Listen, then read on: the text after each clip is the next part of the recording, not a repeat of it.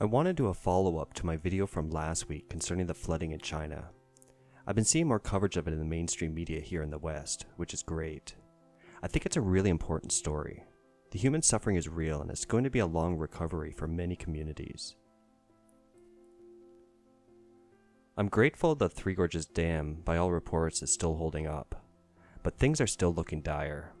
The Yangtze River has burst its banks in several places, and China's Poyang Lake appears to be one of the most affected areas. The Poyang Lake, what I believe is the largest lake in China, please correct me if I'm wrong, is known to fluctuate in size and has been shrinking in size for the past several years, raising international concern. It's been measured as being around 3,500 square kilometers during drought time.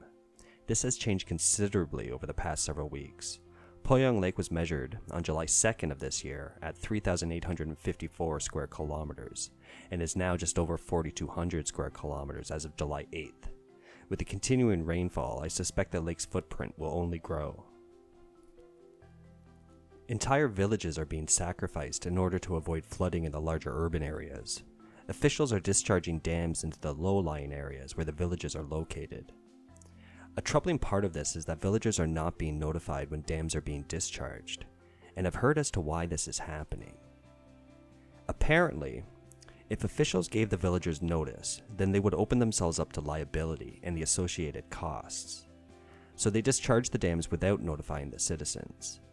This means that the incident is classified as a natural disaster by the authorities, which there is no insurance coverage for. Remember, most, if not all, insurance companies in China are owned by the state or someone close to the party, and it's the state that is deciding when to discharge a dam. So, if the state owns the insurance company and are also the ones deciding to discharge dams inundating communities without notifying residents, then there's a massive and blatantly obvious conflict of interest there. This would not fly in my neck of the woods.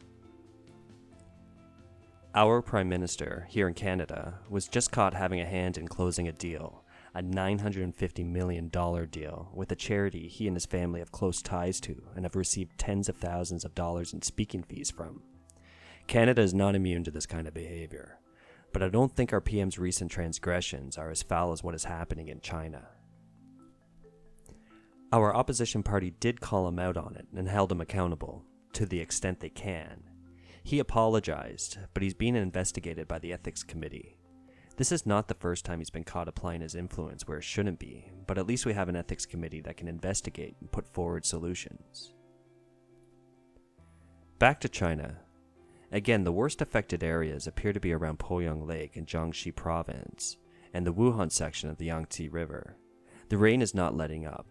This might be a map-changing event. I would not be surprised if the Yangtze River is permanently changed. The Yangtze River is the longest river in Asia. It's 6,300 kilometers long. That makes it the third largest river on the planet. It's being inundated. I wonder how many communities along the Yangtze River are affected, or will be affected further downstream. 6,300 kilometers is massive. That's further than the distance between the Atlantic coast in Canada and the Pacific coast. Driving from Halifax to Vancouver is just over 6,100 kilometers. There must be tens of millions, if not hundreds of millions of people living near that river. It appears many Chinese people are being left up to their own devices. I can't imagine the challenges people are facing. Many had to flee with little to no notice, which means they have no personal belongings. I can't imagine access to transportation, and the basic necessities are probably in short supply.